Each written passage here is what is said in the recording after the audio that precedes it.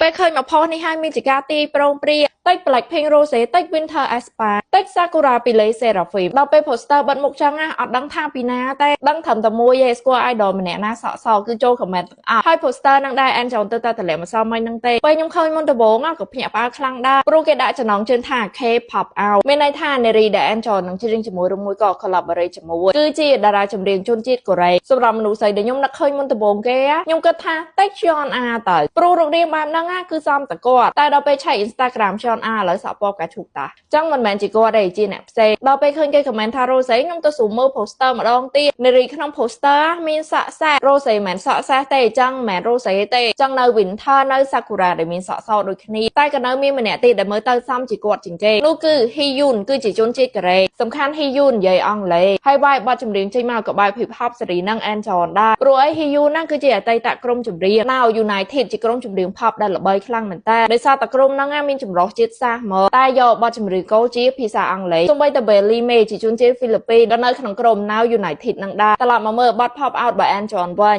Angel តម្លាក់ថ្ងៃថានឹងចេញ version remake នៅថ្ងៃទី24 ខែ 6 ឆ្នាំ 2026ណាចឹងចាំស្ដាប់បងប្អូនគ្នាថា version remake ហ្នឹងនឹងលយដល់ថ្នាក់ណា